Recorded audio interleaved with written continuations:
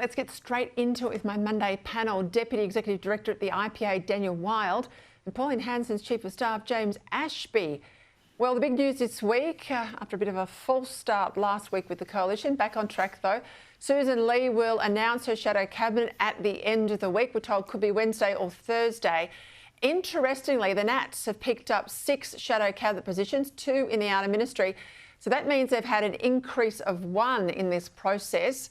On the screen now, you'll see a whole lot of names being floated around, some to be reshuffled, some to be brought into the shadow cabinet. I don't think there's many surprises there. There's not a lot of people left in the coalition anyway. But Dan Wild, I tell you what, figure this one out for me.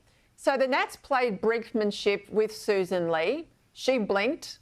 They've had their shadow ministry numbers increased.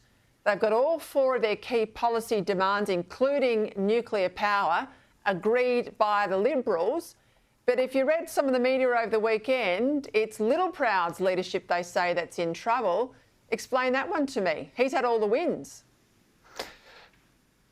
Yeah, well, that's right, Peter. I think what this episode shows is that your leadership can be strengthened if you allow debate to take place. And I think Matt Canavan showed a lot of leadership himself and self-sacrifice in putting his hand up to contest the leadership of the Nationals, and that spruiked the debate about net zero and the subsequent issues that fell from that. But look, I was always in this camp of those who was pretty relaxed about the split.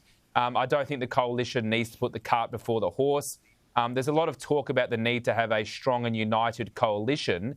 That's true, but you need to be strong and united behind something that matters for the Australian people.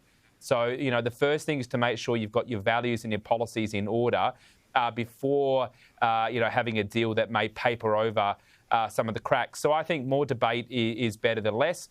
I think Australians have benefited from what was a very short split between the Nationals and the Liberals.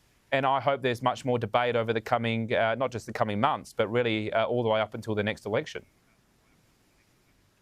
Yeah, I think they shouldn't be scared about the debate. I think net zero is one of those things. I think immigration, we've already talked about that tonight. I think they have to have a big debate about debt. I think all of this stuff should be on the table. And I think things like, what we teach our children in schools is also real.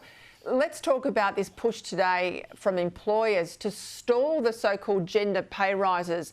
These are the rises ordered by Fair Work Australia in relation to female-dominated sectors. Now, real concerns here from bosses, James, that they can't afford these pay increases at the time.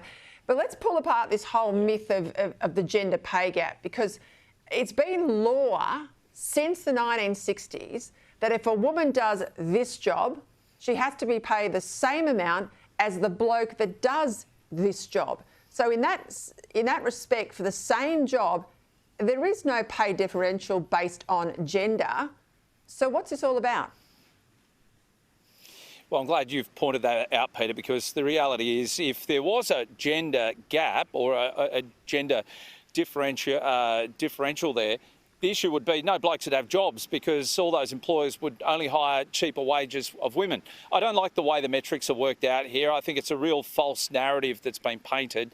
Sure, women will often choose to work less because of their caring responsibilities in the home. Some women just don't work because they'd rather stay at home and look after the kids. That's why One Nation really drove home that messaging of trying to bring in income splitting at the federal election. But the reality of this is that some of those workers who they are advocating for, I strongly believe they are underpaid. Healthcare workers in particular, yes, they are. When they're being paid the same amount of money as stop-go traffic workers, I do have a problem with that. But the issue that we've got here is if we go giving increases to healthcare workers, which the industry's probably got around 1 million here in Australia, and then we give another 300,000 childcare workers a pay increase as well, someone's got to pay for that.